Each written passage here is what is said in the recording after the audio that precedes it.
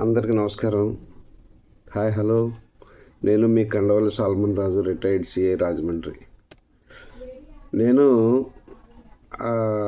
ఈ మధ్యకాలంలో ఐపీఎస్ ఆఫీసర్లని అరెస్టులు చేయడం, రిమాండ్లకు పంపడం, దాని మీద గతంలో ఒకసారి స్పందించాను. గౌరవ మాజీ ఇంటెలిజెన్స్ అధికారి శ్రీ పిఎస్ఆర్ ఆంజనేయులు ఐపీఎస్ గారు అరెస్టు విషయంలో నేను స్పందించడం జరిగింది. నేను వారి రిమాండ్ రిపోర్ట్ సోషల్ మీడియాలో వస్తే దాన్ని స్టడీ చేసి అసలు ఈ అరెస్టు అనేది చాలా అక్రమం అని చెప్పి ఒక వీడియో చేయడం జరిగింది. కొన్ని సెక్షన్ల ప్రకారం ఈ అరెస్ట్ అనేది చెల్లది, కేసు రిజిస్టర్ చేయడమే చెల్లది ఇది అని చెప్పి నేను చెప్పడం జరిగింది. అయితే అంతకుముందే 2 సార్లు 3 సార్లు పిఎస్ఆర్ ఆంజనేయులు గారు బెయిల్ శాంక్షన్ చేయలే కోర్టు వారు. అయితే 3వసారి బెయిల్ శాంక్షన్ చేసేటప్పుడు వారు హైకోర్టు వారు వ్యాఖ్యానించింది ఏంటంటే, నేను నా వీడియోలో ఏదైతే సెక్షన్లు చెప్పానో ఆ సెక్షన్లను ఉటంకిస్తూ ఈ సెక్షన్ల ప్రకారం ఇది అసలు కేసే కాదు, అరెస్ట్ చేయడం తప్పు ఇది అని చెప్పి వారు పోలీసు వారికి చెప్పి తర్వాత వారిని విడుదల చేయడం జరిగింది, బెయిల్పై విడుదల చేయడం జరిగింది. సరే, ఇదంతా ఎందుకు చెప్తున్నానంటే, ఈరోజు మళ్ళా ఇంకొక ఐపీఎస్ అధికారి శ్రీ ఎన్ సంజయ్ ఐపీఎస్ వారు ప్రస్తుతం ఇంచుమించుగా 3-4 నెలల నుంచి జ్యుడిషియల్ కస్టడీలో ఉన్నారు. వారు అత్యున్నత పదవి పోలీస్ డిపార్ట్మెంట్లో సెకండ్ క్యాడర్ పదవి అయిన additional director general of police, AP state disaster response and fire services and also ADGP CID Vijayawada ఇంకా విధులు నిర్వర్తించారు ఆయన. అయితే రెండు పదవులు నిర్వర్తించారు. సివిల్ సర్వెంట్స్కి వారు ఉన్నత స్థానంలో ఉన్నప్పుడు వారు ప్రతి విషయం కూడా సివిల్ సర్వెంట్స్ ప్రతి విషయంలో కూడా వారు బుర్ర పెట్టి వాళ్ళు ఎంతసేపు ప్లానింగ్ గురించి కానీ, లేకపోతే ఏం చేయాలి, డిపార్ట్మెంట్ డెవలప్మెంట్ ఎలా చేయాలి, లేకపోతే ప్రజలకు ఏ ఉపయోగం చేయాలి, ఎలా చేయాలి అనే ఆలోచనే ఉంటుంది. కానీ అడ్మినిస్ట్రేటివ్ పర్పస్లో సివిల్ సర్వెంట్స్కి ఆయన కింద చాలామందిని ఉంటారు అధికారులు, అడ్మిన్లు ఉంటారు, తర్వాత మినిస్టీరియల్ స్టాఫ్లో చాలామంది ఉంటారు. వీళ్ళందరూ వారి క్రింద అడ్మిన్లు ఉంటారు, లీగల్ అడ్వైజర్స్ ఉంటారు, తర్వాత మినిస్టీరియల్ స్టాఫ్లో సూపరింటెండెంట్ క్యాడర్లో ఉంటారు, పిఏ అంటారు వాళ్ళని. ఎందుకంటే ప్రతిదీ వీరు చూసుకోవడానికి అవకాశం ఉండదు. అలాగే ఈ సివిల్ సర్వెంట్స్కి ప్రతి ఒక్కరికి వాళ్ళ డిపార్ట్మెంట్కి కొంత బడ్జెట్ అలాట్ చేస్తారు. ఆ బడ్జెట్లో కొంత అయితే ఆడిట్ అవసరం లేని బడ్జెట్ ఉంటుంది, కొంత అయితే బడ్జెట్ మామూలుగా స్పెండ్ చేసిన దానికి మళ్ళీ దానికి ఎక్స్ప్లెనేషన్ అవన్నీ చెప్పాల్సి ఉంటాయి. Suppose revenue officers, civil servants ఉన్నారనుకోండి, ఒక ముఖ్యమంత్రి గారో లేకపోతే ప్రైమ్ మినిస్టర్ గారో వస్తారు. ఆ విజిట్ చేసినప్పుడు వారు ఖర్చు పెట్టిన ఖర్చుకి దానికి ఎక్స్ప్లెనేషన్ చెప్పడం చాలా కష్టం. ఎందుకంటే ప్రతి చిన్నదానికి బోల్డ్ ఖర్చు అవుతుంది. ఇక్కడ దానికి డీజిల్ దగ్గర నుంచి, వెహికల్స్ హైర్ చేసుకునే దగ్గర నుంచి, అకామిడేషన్ దగ్గర నుంచి, ఫుడ్ దగ్గర నుంచి, వచ్చిన వాళ్ళకి వాటర్ సప్లై చేయడం దగ్గర నుంచి, టెంట్స్ ఇవన్నీ వేయించడం దగ్గర నుంచి, మరి ఇవన్నిటికి చాలా ఖర్చులు అవుతాయి. దాన్ని డైరెక్ట్గా సివిల్ సర్వెంట్స్ ఎవరో చూడరు. కింద ఉన్న అడ్మిన్, కింద ఉన్న ఆఫీసర్స్ దాన్ని చేస్తూ ఉంటారు. సరే, ఇవన్నీ నేను ఎందుకు చెప్తున్నానంటే, ఇప్పుడు మన గౌరవ ఎన్ సంజయ్ ఐపీఎస్ గారిని వారు గత ప్రభుత్వంలో, వైఎస్ఆర్సీపీ ప్రభుత్వంలో వారు మరి ఏడీజీపీ సిఐడిగా పనిచేశారు. Additional director general of police, crime investigation department of AP దానికి పనిచేశారు. At the same time AP state disaster response and fire services అనే దానిలో కూడా ఆయన డైరెక్టర్ జనరల్గా పనిచేశారు ఆయన.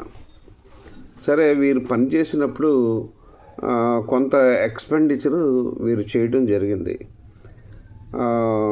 సరే, అప్పుడు వీరు కొంత మరి గతంలో కొన్ని అరెస్టులు జరిగినప్పుడు వీరు యాక్టివ్ పాత్ర ఉన్నట్టు, వీరిని కావాలని ఇంటెన్షన్గా పొలిటికల్ వెండర్టాతో కొంతమందిని అరెస్ట్ చేశారనే ఉద్దేశంతో వారి మీద కొంచెం గుర్రుగానే ఉన్నారు ప్రభుత్వాలు. అయితే గత ప్రభుత్వం మారిపోయిన తర్వాత కొత్త ప్రభుత్వం జూన్ 2024లో వచ్చింది. జూన్ 2024లో రావడం మన శ్రీ ఎన్ సంజయ్ ఐపీఎస్ గారిని వెంటనే సస్పెన్షన్లో పెట్టేశారు. ఇప్పుడు జూన్ 2024ని సస్పెన్షన్లో పెట్టారు వారిని. సరే, ఎందుకు సస్పెన్షన్లో పెట్టారంటే దానికి రీజను మరి ఏం చూపించారో మనకు తెలియదు. ఎందుకంటే అఫీషియల్ మ్యాటర్స్ కదా, మనకు తెలియదు. మనకేంటంటే కొన్ని డైరెక్ట్గా ఆన్లైన్లో ఉన్న దాన్ని చూసి నేను చెప్పడం జరుగుతుంది తప్ప ఇది ఆయన ఎందుకు సస్పెండ్ చేశారనేది మరి ప్రభుత్వానికి తెలియాలి. సరే, ఆయన సస్పెన్షన్ అనంతరం జరిగిన మరి సస్పెన్షన్ జస్టిఫికేషన్ చేసుకోవాలిగా. అందుకని మరి గతంలో ఎప్పుడూ లేని విధంగా vigilance and enforcement director general of police వారు వీరు పనిచేసిన 2 డిపార్ట్మెంట్లో కూడా విచారణ జరిపారు ఆయన. ఎవరు? Vigilance and enforcement director general గారు వీరు పనిచేసిన టెన్యూర్లో 2 డిపార్ట్మెంట్లో విచారణ జరిపి వారు కొన్ని అవకతవకలు అనాలో లేకపోతే మిస్అప్రాపరేషన్ అని చెప్తున్నారు. కానీ అది మరి నా లెక్క ప్రకారం, చట్ట ప్రకారం కూడా అది మిస్అప్రాపరేషన్ కాదు. ఒకవేళ ప్రొసీజరల్ ల్యాప్సెస్ అయి ఉండొచ్చు, కానీ అది మిస్అప్రాపరేషన్ కాదు. అలా మిస్అప్రాపరేషన్ చేశారని దీని 18/10/2024 ఒకటి, తర్వాత 30/10/2024 ఒకటి, 2 రిపోర్ట్లు మన ప్రిన్సిపల్ సెక్రటరీ గారికి విజిలెన్స్ అండ్ ఎన్ఫోర్స్మెంట్ డైరెక్టర్ గారు పంపించారు వీరి మీద విచారణ జరిపి. ఇంతకీ ఆ విచారణలో ఈ సంజయ్ గారు చేసిన పనుల గురించి, అంటే మిస్అప్రాపరేషన్ ఆఫ్ గవర్నమెంట్ ఫండ్స్, వాటి గురించి వారు విశదీకరిస్తూ వారు కొంత గవర్నమెంట్కి కన్వే చేయడం జరిగింది. ఆ అవకతవకలు ఏంటంటే, వీరట AP state disaster response and fire services దాంట్లో అడిషనల్ డీజీగా పనిచేసినప్పుడు టెండర్ ప్రాసెస్ని మ్యానిపులేట్ చేశారట. దేనికోసం మ్యానిపులేట్ చేశారట? అగ్ని ఎన్ఓసి అని automated governance and NOC integration అనే web portal, mobile app supply చేయడానికి ఒక కంపెనీకి మెసర్స్ సౌత్రికా technologies and infra private limited అనే వారికి వీరు ఈ పని అప్పచెప్పారట. దాని నిమిత్తం 59,93,000 రూపాయలు వారికి 22/2/2023 వారు ఆ అమౌంట్ వారికి శాంక్షన్ చేసేసారట. సరే, వారు అదే రోజుని ఈ ఎవరైతే సౌత్రికా టెక్నాలజీస్ వాళ్ళు ఉన్నారో అదే రోజు 26 లక్షలు డ్రా చేసేసుకున్నారటండి. అయితే ఈ అగ్ని ఎన్ఓసి పోర్టల్ మొబైల్ యాప్ ఉంది కదా, ఈ టెక్నాలజీస్ కమిటీ దీన్ని సరిగా ఆపరేషన్ సరిగా చేయలేదు అని చెప్పి వీరు మన సంజయ్ గారు తర్వాత వచ్చిన అధికారి గారు ఒక ప్రాసెస్ చేశారట. ఏంటి, ఇలాగా మీరు ఈ డబ్బులు తీసుకున్నారు, సరి అయిన పని చేయలేదు, ఇంతవరకు దాని మీద మీరు ఏ విధమైన అభివృద్ధి కరగలేదు అని చెప్పి ఆయన చెప్పడం జరిగిందట. ఆయన వర్క్ ఎవాల్యుయేట్ చేశారట. చేసి మీకు అవ్వలేదు, ఇదంతా మీరు సరిగా చేయలేదు కాబట్టి మీకు ఎందుకు చేయకూడదని పంపించడం జరిగింది. ఫండ్స్ మిస్అప్రాపరేషన్ చేశారు అని చెప్పి వారు తేల్చడం జరిగింది.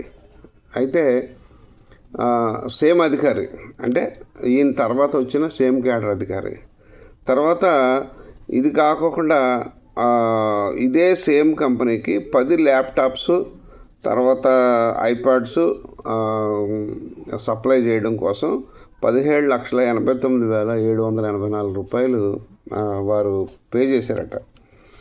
అయితే ఈ పే చేసేటప్పుడు కూడా టెండర్ ఫాలో అవ్వలేదంట. ఏదంటే మన ఈ ఐపీఎస్ ఆఫీసర్ గారు ఉన్నత స్థానంలో ఉన్నారు కదా, హెడ్ ఆఫ్ ది ఇన్స్టిట్యూషన్ కదా, వారు ఏ విధంగానూ మరి ప్రభుత్వం ఫైనాన్స్ డిపార్ట్మెంట్ వాళ్ళు ఇచ్చిన ఇన్స్ట్రక్షన్ అంటే ₹1,00,000 పైన ఏదైనా మీరు టెండర్ పిలవాల్సి వస్తే ఈ ప్లాట్ఫామ్లోనే చేయాలి అని చెప్పి ఏదో ఇన్స్ట్రక్షన్స్ ఉన్నాయంట. మరి ఆ ఇన్స్ట్రక్షన్స్ ఆయన చూసారో లేదో తెలియదు, ఆఫీస్ వరకు వచ్చి ఆగిపోయిందో లేదో తెలియదు. సరే, దీని మీద ఇది ఇంతకీ అంతా ఇందాకేమో 59,93,000 రూపాయలు, ఇప్పుడేమో 17,89,784 రూపాయలు. సరే, ఇది ఇలా ఉండగా ఈయన సిఐడిలో పనిచేసినప్పుడు వారు ఒక గవర్నమెంట్ ఉత్తర్వుల ప్రకారం సిఐడిలో పనిచేసినప్పుడు ఏంటంటే 2023 సంవత్సరం నిమిత్తము వీరు ఎస్సీ ఎస్టీ ఈ అవేర్నెస్ మీటింగ్స్ వర్క్షాపు పెట్టాల్సి వచ్చింది. అప్పుడు ఏంటంటే వీరు కృత్యాప్ టెక్నాలజీస్ ప్రైవేట్ లిమిటెడ్ అనే వారికి ఈ అవేర్నెస్ మీటింగ్స్ పెట్టడానికి కాంట్రాక్ట్ ఇచ్చారు వీరు. దాని నిమిత్తం 1,19,03,600 రూపాయలు కాంట్రాక్ట్ ఇచ్చారు. అయితే ఈ డబ్బు కూడా వాళ్ళకి పే చేయడం జరిగింది. ఇదంతా ఇప్పుడు వారు చెప్పేది ఏంటంటే ఈ 19,03,600 రూపాయలు వారు 30/1/2024 వీళ్ళు అగ్రిమెంట్ చేసుకున్నారు. కానీ ఈ మీటింగ్స్ ముందుగానే జరిగిపోయాయి. 27/1, 28/1, 29/1 ముందుగానే 3 రోజులు జరిగిపోయింది. దాని నిమిత్తం 59,52,500 రూపాయలు మరియు 59,51,100 రూపాయలు ఈ వర్క్షాప్స్ నిమిత్తం వాళ్ళకి అగ్రిమెంట్ ప్రకారం వాళ్ళకి ఇచ్చేసారట. అంటే 1,19,03,600 రూపాయలు వారికి పే చేయడం జరిగింది. ఈ కంపెనీ ఎవరైతే ఈ అవేర్నెస్ ప్రోగ్రామ్స్ కండక్ట్ చేశారో వారికి. ఇక్కడ ఏంటంటే వీరు విజిలెన్స్ అండ్ ఎన్ఫోర్స్మెంట్ వాళ్ళు తేల్చింది ఏంటంటే ఇది కేవలం 3,10,000 మాత్రమే అయి ఉంటుంది. దీనికి మిగిలిందంతా మిస్అప్రాపరేషన్ అయిపోయింది. అంటే 15,93,600 రూపాయలు కూడా మిస్అప్రాపరేషన్ జరిగిపోయింది అని ఒక రిపోర్టు పంపడం జరిగింది. సరే, ఇది మరి యాక్చువల్గా ఈ 27/1, 28/1, 29/1 3 రోజులు అవేర్నెస్ క్లాసులు జరపడం వాస్తవమే. కాకపోతే ఇది డబ్బు ఖర్చు అయిందా లేదా అని చెప్పాల్సింది ఎవరు? సంబంధిత అధికారులు. ఇప్పుడు సపోజ్ రాజమండ్రి ఒక అవేర్నెస్ క్లాసెస్ జరిగినాయి, దానికి నేను కూడా అటెండ్ అయ్యాను. ఎస్సీ ఎస్టీ మీద అవేర్నెస్ క్లాసెస్ పెట్టడం జరిగింది. పబ్లిక్ అవేర్నెస్ చేయడం, స్టూడెంట్స్కి అవేర్నెస్ చేయడం కోసం. దానికి నేను ఒక 5-6 ఊళ్ళలో నేను కూడా వెళ్ళి అటెండ్ అయ్యాను. మరి ఆ రోజు ఖర్చు చాలా ఎక్కువ అవుతుంది. వాళ్ళకి మరి వచ్చిన వాళ్ళకి వాళ్ళని సాటిస్ఫై చేయడం కోసం మరి చాలా కాస్ట్లీ ఫుడ్ చాలా కాస్ట్లీ ఫుడ్ పెట్టారు. మటన్ దమ్ బిర్యానీ అలాంటివి పెట్టారు. తర్వాత కూల్ డ్రింక్స్, వాటర్ బాటిల్స్, తర్వాత మెటీరియల్, స్టడీ మెటీరియల్, ఇంత మరి కళ్యాణ మండపాలు, తర్వాత పబ్లిక్ అడ్రసింగ్ సిస్టము, తర్వాత వచ్చిన వాళ్ళకి సర్టిఫికెట్స్, ఇవన్నీ బోల్డ్ ఎస్టాబ్లిష్మెంట్ చేసి చాలా ఖర్చు పెట్టారు. దీంట్లో ప్రభుత్వం చాలా ఖర్చు పెట్టింది. అయితే అది మరి ఎంత జరిగినా సరే మరి ఇదంతా అవకతవకలు జరిగినాయి అని చెప్పి మరి ఇది పొలిటికల్ వెండట్ట అంటే మనం చెప్పగలలో చెప్పలేమో మనకు తెలియదు. కానీ ఆయన సస్పెన్షన్ తర్వాత మాత్రమే విజిలెన్స్ అండ్ ఎన్ఫోర్స్మెంట్ డైరెక్టరేట్ గారు వారు విచారణ జరిపి మనకు ప్రభుత్వానికి ఒక నివేదిక పంపించారు. 18/10/2024 మళ్ళీ 30/10/2024 ఈ 2 నివేదికలు పంపించారు. ఒకటి ఏంటంటే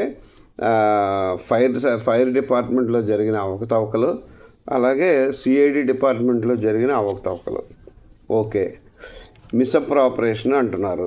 ఇది మిస్అప్రాపరేషన్ అయిందా కాదా మనం ఆలోచించేటప్పుడు సరే అదేంటో మరి విచిత్రంగా ఆయన్ని ప్రభుత్వం రాగానే జూన్ నెల 2024లో జూన్ నెలలో ఫస్ట్ ప్రభుత్వం ఫామ్ అవగానే ఫస్ట్ సస్పెన్షన్ ఈయనే చేశారు.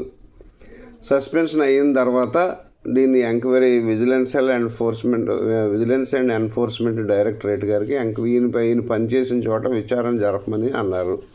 ఆ విచారణ జరిపి వారు 10వ నెలలో వారికి ప్రభుత్వానికి నివేదిక పంపించారు. ప్రభుత్వం ఏం చేసిందంటే అయ్య బాబా ఇందులో చాలా అవినీతి జరిగిపోయింది కాబట్టి యాంటీ కరప్షన్ బ్యూరో డైరెక్టర్ జనరల్కి పంపించారు. దీని మీద విచారణ జరిపి మీరు దీని మీద యాక్షన్ తీసుకోండి అని యాంటీ కరప్షన్ బ్యూరోకి పంపించారు. యాంటీ కరప్షన్ బ్యూరో పంపిస్తే anti corruption bureau DSP in-charge ఒకరు ఉంటారు, సిఐయు అని, అంటే స్టేషన్ లెవెల్ అలాంటిది అనమాట. ఆ సిఐఈలో ఇన్ఛార్జ్ డిఎస్పీ గారు ఏంటంటే ఏదైతే ఈ రిపోర్ట్ ఏదైతే ఉందో విజిలెన్స్ అండ్ ఎన్ఫోర్స్మెంట్ వారు తయారు చేసిన రిపోర్ట్ మీద ఈ సంజయ్ గారు తర్వాత ఈ ప్రైవేట్ కంపెనీలు 2 వీళ్ళ ముగ్గురు కుట్ర పన్ని ప్రభుత్వ నిధులను మిస్అప్రాపరేషన్ చేశారని చెప్పి ఒక రిపోర్ట్ రాస్తూ 17A prevention of corruption act ప్రకారం వాళ్ళని ప్రాసిక్యూట్ చేయడానికి పర్మిషన్, విచారణ జరపడానికి, ఇంకా ఎంక్వైరీ చేయడానికి, ఇన్వెస్టిగేషన్ చేయడానికి, విచారణ జరపడానికి అనుమతి పొందారు. ఆ ప్రకారం వీరు డిఎస్పీ గారు డీజీపీ గారికి ఇచ్చారు, కానీ అది డిఎస్పీ గారికి వచ్చింది. డిఎస్పీ గారు ఒక ఐపీఎస్ ఆఫీసరు అడిషనల్ డీజీ స్థాయి ఆఫీసర్ మీద ఇన్వెస్టిగేషన్ చేసింది ఒక డిఎస్పీ గారు, ఏసీబీ డిఎస్పీ గారు. ఆ ఏసీబీ డిఎస్పీ గారు మరి అక్కరెన్స్ రిపోర్ట్ రాసి ఎప్పుడైతే గవర్నమెంట్ పర్మిషన్ ఇచ్చేసింది వెంటనే ఓకే ప్రొసీడ్ అని చెప్పి. సరే ఆ ప్రకారం వీరు యాంటీ కరప్షన్ బ్యూరోలో విజయవాడలో ఒక ఎఫ్ఐఆర్ ఇష్యూ చేశారు. ఆ ఎఫ్ఐఆర్ ఇష్యూ చేసిన తర్వాత ఏ సెక్షన్ల ప్రకారం ఎఫ్ఐఆర్ ఇష్యూ చేశారంటే అదే గతంలో మన చంద్రబాబు నాయుడు గారి మీద పెట్టిన సెక్షనే మెయిన్. అదేంటంటే 409 IPC, 420 IPC, 477A IPC, 13(1) Clause A read with 13(2) and 7 of Prevention of Corruption Act 1988. ఈ సెక్షన్ల ప్రకారం వారు సంజయ్ గారి మీద ఎఫ్ఐఆర్ ఇష్యూ చేయడం జరిగింది. ఇది మరి ఇష్యూ జరిగింది ఇది 2024 కదా, 2024లో కాబట్టి 2024 జూలై తర్వాత బిఎన్ఎస్ఎస్ వచ్చింది కాబట్టి దీన్ని ఇండియన్ పీనల్ కోడ్ పీనల్ సెక్షన్లో వేశారు దీంట్లో. సరే నేను గతంలో కూడా నా చంద్రబాబు నాయుడు గారిని అరెస్ట్ చేసినప్పుడు నేను ఆ 409 గురించి నేను ఎక్స్ప్లెయిన్ చేయడం జరిగింది. ఆ 409 ఐపీసీ గురించి ఎక్స్ప్లెయిన్ చేయడం జరిగింది. 409 అంటే నేరమగు విశ్వాసభంగము, అంటే నేరమగు విశ్వాసభంగము. అది ఒక ప్రభుత్వాధికారి కానీ ఒక బ్యాంకర్ కానీ ఎవరైనా చేస్తే అది 409 ఐపీసీ అవుతుంది. సరే, దీంట్లో ఏంటంటే దీన్ని డిస్క్రైబ్ చేసింది క్రిమినల్ బ్రీచ్ ఆఫ్ ట్రస్ట్, అంటే నేరమగు విశ్వాసభంగము. దీన్ని ఇండియన్ పీనల్ కోడ్లో ఎలా డిస్క్రైబ్ చేశారంటే, ఎవరైనా ఒక వ్యక్తికి ఏదైనా ఆస్తి మీద, అంటే ప్రాపర్టీ ఆస్తి మీద ఒక ఆధిపత్యం కానీ లేకపోతే ఆధీనంలో ఉంచడం కానీ ఎంట్రస్ట్మెంట్ చేసినప్పుడు ఆ వ్యక్తి దురుద్దేశంతో, అంటే అక్రమ లాభం కోసం కానీ అక్రమంగా నష్టం జరపడం, ఎదుటి వ్యక్తికి అక్రమంగా నష్టం జరపడానికి కానీ దాన్ని మిస్యూజ్, అంటే దాన్ని కన్వర్ట్ చేసినా లేకపోతే దాన్ని సొంతానికి వాడుకున్నా, దాన్ని మరి వేరే విధంగా దాన్ని కన్వర్ట్ చేసినా సరే అది నేరమగు విశ్వాసభంగము అవుతుంది. అది అంటే క్రిమినల్ బ్రీచ్ ఆఫ్ ట్రస్ట్, దాన్నే మిస్అప్రాపరేషన్ అంటారు. ఇది 405 ఐపీసీలో దాన్ని డిస్క్రైబ్ చేయడం జరిగింది, విశదీకరించింది అనమాట. దీనికి మరి ప్రభుత్వాధికారి కాబట్టి, ఈయన పబ్లిక్ సర్వెంట్ కాబట్టి, సంజయ్ గారు పబ్లిక్ సర్వెంట్ కాబట్టి ఆయన మీద ఈ 409 ఐపీసీ దాన్ని వర్తించడం జరిగింది. దాన్ని వేశారు ఎవరో డిఎస్పీ గారు, ఏసీబీ డిఎస్పీ గారు 409 ఐపీసీగా సెక్షన్ 6 మీద వేశారు. ఇంకొక సెక్షన్ ఏంటంటే 420 ఐపీసీ. ఇది మరి విచిత్రం. 420 ఐపీసీ ఏంటంటే, నేను వ్యంగ్యంగా మాట్లాడుతున్నాను అనుకోవద్దు. 420 ఐపీసీ ఏంటంటే, ఎవరైనా ఒక వ్యక్తి వేరొక వ్యక్తికి మోసం మాటలు చెప్పి, మరి ఆ వ్యక్తి ఇతను ఏదైతే మోసం మాటలు చెప్పాడో ఆ మోసం మాటలు విని ఆ ఎదుటి వ్యక్తి అతని దగ్గర ఉన్న ప్రాపర్టీని తనంతట తానుగా ఈయనకి ఇచ్చేయడం అనమాట. దీని స్వలాభం కోసం ఈయన డిజానెస్ట్ ఇంటెన్షన్తో ఫ్రాడ్యులెంట్గా ఈయన మోసపూరిత మాటలు చెప్తే ఆ మోసపూరిత మాటలు విని ఆయన ఆ ప్రాపర్టీ వీరికి ఇచ్చేయడం అనమాట. మరి ఇది ఇందులో ఎక్కడ జరిగింది? అది ఈయన ఒక హెడ్ ఆఫ్ ది ఇన్స్టిట్యూషను. ఈయన ఎవరికి మోసం మాటలు చెప్పాడు, ఎవరు ప్రాపర్టీ తీసుకున్నాడు ఈయన? ఇందులో పోనీ గవర్నమెంట్కి ఏమైనా మోసం మాటలు ఏమైనా చెప్పడానికి ఏమైనా అవకాశం ఉందా? ఈయన పర్సనల్గా కానీ లేకపోతే ఇంకోటి కానీ లేకపోతే ఏమైనా ఉందా? అదేం లేదుగా. సరే, రెండో విషయం 477A ఐపీసీ. ఇది మరీ చిత్రం. ఈ 477A ఐపీసీ అనేది క్లర్క్స్, గుమస్తాలో కింద పనిచేసే అధికారులకు మాత్రమే వర్తిస్తుంది. ఇది అదేంటంటే, ఈ రికార్డ్స్లో మ్యానిపులేట్ చేయడం, రికార్డ్స్లో ఉన్న పేజీలు తీసేయడం, లేకపోతే ఉన్న మ్యాటర్ తీసేయడం, ఉన్న కొత్త మ్యాటర్ని యాడ్ చేయడం, ఇవన్నీ చేస్తే ఇది కేవలం మిస్అప్రాపరేషన్ కోసం, ఇది చీటింగ్ కోసం చేస్తే ఇది పనిష్మెంట్ 477 ఐపీసీ. ఇక్కడ హెడ్ ఆఫ్ ది ఇన్స్టిట్యూషన్ ఈయన గుమస్తా కాదు. పోనీ ఈయన హెడ్ ఆఫ్ ది ఇన్స్టిట్యూషన్, పోనీ ఇంత కింద పనిచేసే ఆఫీసర్ ఎవరైనా చేశారంటే ఓకే, ఈ 477A అయిపిస్తుంది. దట్టు ఇది నాన్ కాగ్నైజబుల్ అఫెన్స్. ఇది అంటే పోలీసు వారు పట్టకూడని నేరం ఇది. సరే, ఇది కాక 120B అంటే కుట్ర. ఎవరైతే ఈ 2 కంపెనీలు ఉన్నాయి కదా, ఆ 2 కంపెనీలతో ఈయన కుట్ర పన్ని, ఎవరు మన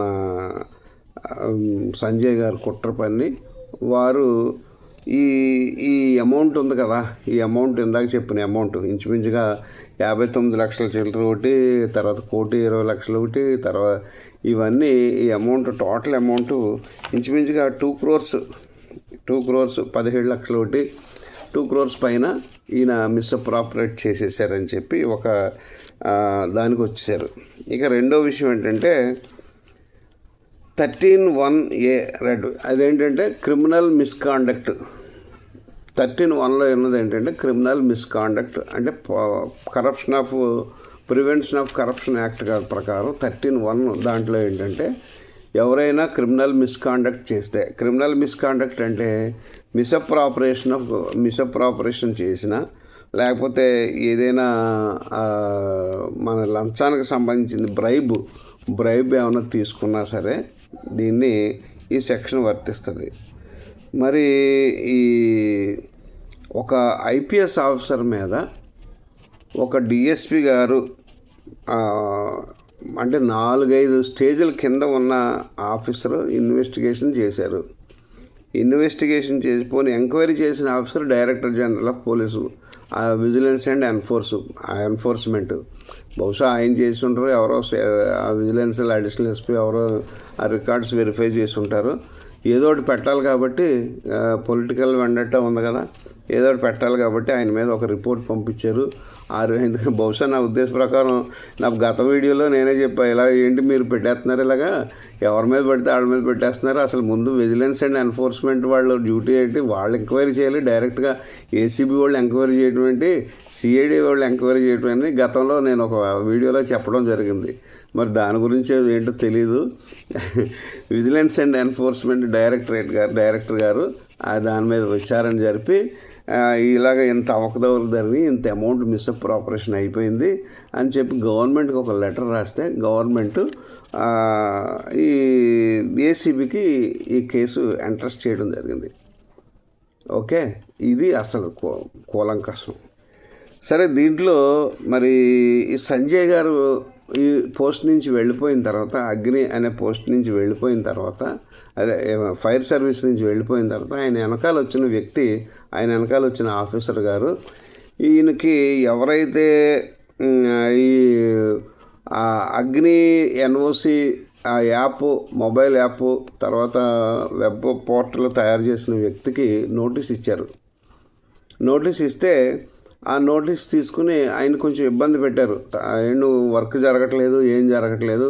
ఇప్పుడు ఆయన ఏం చెప్పాడంటే, ఈ అగ్ని ఎన్ఓసి అనేది గవర్నమెంట్ ఇమ్మీడియట్లీ స్టార్ట్ చేయాలి అని ప్రెషర్ ఎప్పుడైతే తీసుకొచ్చారో, ఆ ప్రెషర్ తీసుకొచ్చినందుకు ఆ ప్రెషర్ తట్టుకోలేక వెంటనే ఏదో అందుబాటులో ఉన్న వ్యక్తులను తీసుకొచ్చి ఆ రోజు అగ్ని ఎన్ఓసి అనే పోర్టల్ కార్యక్రమం మన హోమ్ మినిస్టర్ గారు, అప్పటి హోమ్ మినిస్టర్ గారు, అప్పటి ప్రిన్సిపల్ సెక్రటరీ ఫర్ హోమ్, వీళ్ళు దాన్ని ప్రారంభించడం జరిగింది. ఆ పోర్టల్ని ప్రారంభించడం జరిగింది. తర్వాత దాన్ని మరి సమ్మిట్ ఉంటుంది కదా, ఈ సమ్మిట్లో కూడా దాన్ని పెట్టడం జరిగింది. ఈ అగ్ని ఎన్ఓసి దాన్ని ఆ ప్రాసెస్ నచ్చి కేరళ ప్రభుత్వం ఒక అవార్డు కూడా ఇచ్చింది. మన 2023 సంవత్సరంలో మన సిఐడికి ఫైర్ సర్వీస్ వాళ్ళకి ఒక అవార్డు కూడా ఇచ్చింది ఆ ఏపీ గవర్నమెంట్ తరఫునే. కాబట్టి ఇది నిజంగా ఈ మిస్అప్రాపరేషన్ అనేది జరిగిందా? అసలు ఈ మిస్అప్రాపరేషన్ అంటే ఏంటి? ఒక 409 ఐపీసీ వరకు ఒక ప్రభుత్వానికి సంబంధించిన నిధులు దాన్ని తన సొంతానికి కానీ, దాన్ని వేరే విధంగా కన్వర్ట్ చేయడం కానీ, దాన్ని తన సొంత లాభానికి, అంటే డిజానెస్ట్ ఇంటెన్షన్ అనే దానికి ఉంటేనే ఇది వర్తిస్తుంది. మరి ఇందులో డిజానెస్ట్ ఇంటెన్షన్ ఎక్కడుంది? ఓకే, పోనీ మీరు అన్నట్టుగా క్విడ్ ప్రోకో అయి ఉండొచ్చు అనుకుందాం. పోనీ మీ భావం క్విడ్ ప్రోకో అయితే క్విడ్ ప్రోకో నువ్వు రుజువు చేయాలిగా. క్విడ్ ప్రోకో ఇప్పుడు సుమారు ₹1 కోటి వీళ్ళు ఖర్చు పెట్టారు, ఇచ్చారు, పలానా కంపెనీకి ఇచ్చేశారు. మొత్తం అంతా ఈయన మిస్అప్రాపరేట్ చేసినట్టు రాసేస్తున్నారుగా మీరు ఇందులో. అది ఎంతవరకు భావ్యం? అది ఎవరు మరి కోర్టులు అడగట్లేదు. మాట్లాడితే సుప్రీంకోర్టుకు ఈయనకి మరి కింద కోర్టులో, హైకోర్టులో వారు పిటిషన్ వేసుకుంటే యాంటిసిపేటర్ బెయిల్ ఇచ్చారు. వారికి సంజయ్ గారికి యాంటిసిపేటర్ బెయిల్ ఇచ్చారు. యాంటిసిపేటర్ బెయిల్ ఇస్తే మళ్ళీ దాన్ని క్యాన్సిల్ చేయించారు. మళ్ళీ ఈయన సుప్రీంకోర్టుకి వెళ్తే సుప్రీంకోర్టులో మరి దురదృష్టవశాత్తు ఈయన కన్సర్న్డ్ కోర్టుకు వెళ్ళి సరెండర్ అవ్వమని చెప్పారు. ఆ కోర్టు ఉత్తర్వుల ప్రకారం ఈయన కోర్టులో సరెండర్ అయితే ఇంచుమించుగా సుమారు 3 నెలల నుంచి ఆయన జైల్లోనే రిమాండ్లో అనుభవిస్తున్నారు. ఈయన మీద అభియోగాలు ఏంటంటే మిస్అప్రాపరేషన్ చేసిన అభియోగాలు. ₹59,93,000 అగ్ని ఎన్ఓసి పోర్టల్ గురించి ఆయన ఖర్చు పెట్టేశారు. ఆయన ఇచ్చేశారు, ఆ కంపెనీకి ఇచ్చారు. తర్వాత ₹17,89,784 10 ల్యాప్టాప్స్ కొన్నారు. 10 ల్యాప్టాప్స్ ఆ డిపార్ట్మెంట్లో 10 ల్యాప్టాప్స్, ఐప్యాడ్స్ ఆ డిపార్ట్మెంట్లో ఉన్నాయి. దానికి గవర్నమెంట్ ప్రాపర్టీ రిజిస్టర్లో ఎంటర్ అయి ఉంటుంది. అది స్టిల్ వర్కింగ్. ఓకే, తర్వాత ఈ ఎవరైతే ఈ మన ఎస్సీ ఎస్టీ దాని గురించి వారు శాంక్షన్ చేసిన అమౌంట్ 1,19,03,600 రూపాయలు ఈ కృత్వ్యాప్ టెక్నాలజీస్ ప్రైవేట్ లిమిటెడ్ అనే వారికి వీరు డబ్బు ఇవ్వడం జరిగింది. అంతేగాని వీళ్ళు శాంక్షన్ చేశారు, ఇచ్చారు. ఈ మూడిట్లో కూడా డబ్బు ఈయన సొంతానికి ఏం వాడుకోలేదు. అందులో ఏంటంటే 59,52,500 ఒకసారి, 59,51,100 రూపాయలు ఒకసారి. ఈ రెండు వెంటనే వాళ్ళకి ఇచ్చేసారట. అది ఏంటి 31/24 వీళ్ళు అగ్రిమెంట్కి వచ్చారంట. కానీ ఈ అవేర్నెస్ క్లాసులు ముందే జరిగిపోయినాయంట. ముందే జరిగిపోయాయి కాబట్టి ఈ డబ్బులు మొత్తం అంతా ఈ 1,19,03,600 కూడా ఈయన ఖాతాలో జమ వేసేసారు. అంటే ఈయన మిస్అప్రాపరేషన్ చేసేసినట్టే. ఇదేమని చేయమండి. పోనీ ఈయన ఇప్పుడు యాక్చువల్గా చెప్పాల్సి వస్తే ప్రభుత్వ ధనానికి ట్రస్టీ ఎవరు, కస్టోడియన్ ఎవరు? ట్రెజరీ. ప్రభుత్వ ధనానికి కస్టోడియన్ ట్రెజరీ అవుతుంది. మరి ట్రెజరీ వాళ్ళు ఈ బిల్స్ పంపించినప్పుడు వాళ్ళు చేయాల్సిన డ్యూటీ వాళ్ళు చేశారా లేదా? లేదు. ఆ ట్రెజరీ నుంచి వచ్చిన డబ్బులు పోనీ వాళ్ళ అకౌంట్కి వెళ్ళినాయా లేదా? ఈయన అకౌంట్కి వచ్చినాయా? పోనీ ఈయన ఎవరు సంజయ్ గారి దగ్గర, సంజయ్ గారి అకౌంట్లో కానీ, సంజయ్ గారి పొజిషన్లో కానీ ఈ ఏదైతే మిస్అప్రాపరేట్ చేశారని చెప్పారో ఆ తాలూకు అమౌంట్ ఏమన్నా మీరు ట్రేస్ చేశారా? మరి ఇన్ని ప్రశ్నలు ఉండగా ఆయన్ని పాపం అన్యాయంగా 3 నెలల నుంచి రిమాండ్లో పెట్టి నలిపేస్తున్నారు కదా. ఏమండి, ఏంటంటే మీకు ఇంత ప్రభుత్వం మీద క్రైస్తవులన్నా, దళిత క్రైస్తవులన్నా, దళితులన్నా ఎందుకు సార్ ఇంత? మరి నేను ఈ మాట అనకూడదు, మరి ఖచ్చితంగా అనాల్సిన పరిస్థితి వస్తుంది. ఇంతకన్నా పెద్ద తప్పులు చేసిన వాళ్ళు ఎంతోమంది ఉన్నారు. ఆ పివి సునీల్ గారు ఆయన దళితుడే, ఈయన దళితుడే. ఇక ఆయన ఎవరినో రిమాండ్కి పంపించారు, ఏదో పాలు ఏదో ఉన్నాడు ఆయన కూడా అంతే. ఆయన ఏదో మరి నిజంగా అది కొట్టాడో లేదో తెలియదు. మరి వెరికోసిల్ వైన్స్ ఉన్నా కూడా అలాగే మరి ఎక్కువసేపు కూర్చుంటే నలుపు వస్తుంది. అది ఎంతవరకు నిజమో మనకు తెలియదు. అది కొట్టేశాడు కాబట్టి అతను అరెస్ట్ చేయాలన్నారు, అరెస్ట్ చేశారు, రిమాండ్ పంపించారు, బెయిల్ కూడా ఇవ్వలేదు. సరే, ఇలాగా పోనీ ఐపీఎస్ ఆఫీసర్లు ఎంతమందిని మీరు ఇలాగ పెట్టి జీతాలు ఇస్తారు సార్ ఊరికనే? ఆ క్రాంతి రాణా టాటా గారు, విశాల్ గున్ని గారు, తర్వాత పిఎస్ఆర్ ఆంజనేయులు గారు, ఇగో సంజయ్ గారు, పివి సునీల్ గారు, ఇక మరి ఆయన ఎవరో ఒక ఆయన ఉండేవారు పాలరాజు ఎవరో, ఆయన కూడా డ్యూటీలు, ఆయన కూడా పోస్టింగ్ లేదనుకుంటా ఆయనకి. ఇలా కొంతమంది మరి వీళ్ళందరూ సెలెక్టెడ్ పర్సన్స్ ఉన్నారేమో. ఒకసారి ఆలోచించుకోండి సార్ ప్రభుత్వం ఒకసారి. ఎందుకంటే మరి గత ప్రభుత్వంలో ఉన్న ప్రభుత్వ అధినేత క్రిస్టియన్ అయినంత మాత్రాన వీళ్ళందరూ ఆయనకి ఊడిగం చేశారని కానీ, లేకపోతే వీళ్ళందరూ ఆయనకి ఏం చెప్తే అది పనిచేసేసారని కానీ కొంత చేసి ఉండొచ్చు, నేను కాదని అంటలా. వీళ్ళు తప్పులు చేశారు. కాకపోతే జైల్లో పెట్టి మిస్అప్రాపరేషన్ చేసేసినంత తప్పులు ఎక్కడ చేశారు? మీరు ఈ 2 కోట్ల చిల్లర అమౌంట్, 2 కోట్ల చిల్లర ఇదంతాను, ఈ 2 కోట్ల చిల్లర తాలూకు కనీసం ఒక్క 10 రూపాయలన్నా ఈ సంజయ్ గారి అకౌంట్ నుంచి మీరు ఏమన్నా సీజ్ చేశారా? అంటే జస్ట్ నేను అడుగుతున్నా అంతే. ఐఓ గారు ఎక్స్ప్లెనేషన్ చెప్తారు కోర్టులో, నాకు తెలియదు. అది already once high court anticipatory bail ఇచ్చిన తర్వాత యాంటిసిపేటర్ బెయిల్ కూడా క్యాన్సిల్ చేసి మళ్ళీ సుప్రీంకోర్టుకు వెళ్ళేలా చేయడం జరిగింది. ప్రతి కేసులోనూ మీరు ఇలాగే చేస్తున్నారా సార్? మరి ఆ ఏబి వెంకటేశ్వర గారు చెప్తున్నారు అదేదో ప్రాజెక్ట్ గురించి, మరి ఆ టెండర్ గురించి ఆయన చాలా ఓపెన్గా ఆయన మాట్లాడారు. ఇదేదో ఏదో ₹1,00,00,000 ప్రాజెక్ట్ అండి, ఇది ₹1,00,00,000దే. కానీ మరి ఆయన చెప్పింది ఏదో ఎన్నో వేల కోట్లు అంటున్నారు ఆయన. మరి దాని సంగతి ఏంటో మరి అర్థం అవట్లే.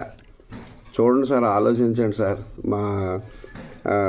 ఇప్పటికైనా ఆయన మీద మరి కోపం తగ్గించుకొని బెయిల్ రావడానికి మరి, ఎందుకంటే వ్యవస్థలన్నీ కూడా మరి ప్రభుత్వానికి అనుకూలంగా ఉన్నాయని అనుకుంటున్నారు జనాలు. ఎందుకంటే ఇప్పుడు ఈ కేసు స్టడీ చేస్తే ఏమి నాలెడ్జ్ లేనుండి మామూలుగా నేను ఇంటర్మీడియట్ చదువుకున్నవాడిని నాకే ఇంత అర్థమవుతుంది. మరి బిఎల్ ఎంఎల్ మరి ఎంతో కాలం లా ప్రాక్టీస్ చేసి ఎంతో కాలం జడ్జి స్థానాల్లో కూర్చుని లేకపోతే ఎంతో కాలం ఐపీఎస్లు చేసి ఉన్నత స్థాయి చదువులు చదువుకుని వాళ్ళు మరి న్యాయం జరపకపోతే ఎలా సార్? మన భారతీయ న్యాయ వ్యవస్థ అనేది మనకు అందరికీ చెప్పుకోకలేని ప్రతిసారి చెప్తాను. 100 మంది దోషులు తప్పించుకున్న బాధ లేదు, ఒక్క నిర్దోషికి కూడా శిక్ష పడకూడదు అనేది మన న్యాయ వ్యవస్థ. కానీ మనం ఏం చేస్తున్నాం? మరి నిర్దోషి అంటే ఓకే, ఏమైనా తప్పులు చేసి ఉంటారు, ఇది ప్రొసీజరల్ ల్యాప్సెస్ తప్ప ఇది మిస్అప్రాపరేషన్ అంటే ఈ 2.5 కోట్లు కూడా మరి ఆయన ఎక్కడైనా ఆయన పర్సనల్ యూజ్ చేసుకున్నట్టు ఎక్కడైనా రుజువు చేశారా మీరు? పోనీ ఆయన ఏమన్నా ఈ ప్రాపర్టీగా ఆయన పర్సనల్ ప్రాపర్టీగా ఈయన ఏమన్నా దాన్ని కన్వర్ట్ చేసుకున్నాడా? ఎక్కడ లేదుగా. ఆలోచించండి సార్.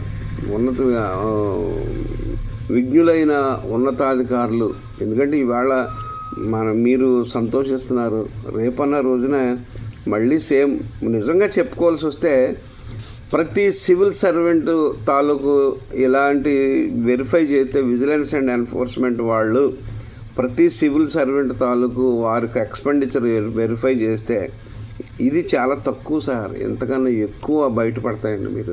మీరు కావాలంటే చేయండి. అది ప్రతి సివిల్ సర్వెంట్ తాలూకు ఎక్స్పెండిచర్ వెరిఫై చేయండి. వాళ్ళకి అవకాశం ఉండదు సార్. వాళ్ళకి హెడ్ ఆఫ్ ది ఇన్స్టిట్యూషన్ వాళ్ళకి చేయడానికి అవకాశం ఉండదు. నేను ప్రాక్టికల్గా చెప్తున్నా. ఒక ఎస్పీ గారు ఉన్నారంటే ఆ ఎస్పీ గారి దగ్గర పొద్దున్న ఈ క్లర్క్స్ వచ్చి ఇంచుమించుగా 2-3 అవర్స్ వెయిట్ చేస్తారు ఒక్కొక్క క్లర్క్ అది చూడడానికి, దాన్ని వెరిఫై. అందుకనే కదా ఇంతమంది అడిషనల్ ఎస్పీలు పెట్టారు దానికి. ఇప్పుడు అడిషనల్ డీజీ ఈయన ఉన్నారు, ఈయన కింద ఐజీ అడ్మిన్ ఉన్నారు కదా, డిఐజీ అడ్మిన్ ఉన్నారు, ఐజీ అడ్మిన్ ఉన్నారు. మరి వీళ్ళందరూ ఇది కాక మళ్ళీ మినిస్టీరియల్ స్టాఫ్ నుంచి మరి సూపరింటెండెంట్ ఉంటారు. వీళ్ళందరూ ఎందుకు ఉన్నది? ఇవన్నీ రెక్టిఫై చేయడానికి, ఇవన్నీ కరెక్ట్ లైన్లో పెట్టి ఉన్నతాధికారుల దగ్గర పెట్టి దాన్ని శాంక్షన్ చేయించుకోవడానికే కదా. మరి ఈ ప్రభుత్వ ధనానికి కస్టోడియన్ ట్రెజరీ కాబట్టి ఈ మిస్టేక్లో ఒకవేళ ట్రెజరీ ఏమన్నా మిస్అప్రాపరేషన్ చేసిందేమో ఒకసారి చూడండి సార్. ఈ మిస్అప్రాపరేషన్ అనేది మరి ఆయన సొంతానికి ఏమీ మరి ఉపయోగించుకోలేదు. ఆయన సొంతానికి లేదా ఏమైనా కార్లు కొనుక్కోలేదు, ల్యాండ్లు కొనుక్కోలేదు, లేకపోతే బంగారం కొనుక్కోలేదు. ఒకవేళ కొనుక్కున్నట్టు ఏమైనా రుజువు చేస్తే చెప్పండి, ఓకే, ఆయన మీద మేము కూడా సపోర్ట్ చేస్తాం. ఆలోచించండి సార్. దర్యాప్తును పూర్తిగా సక్రమమైన రీతిలో దర్యాప్తు జరిపి కనీసం ఇప్పుడైనా ఆయన్ని బెయిల్ రావడానికి అవకాశం ఇప్పించాలని కోరుకుంటూ మీ సాల్మన్ రాజు.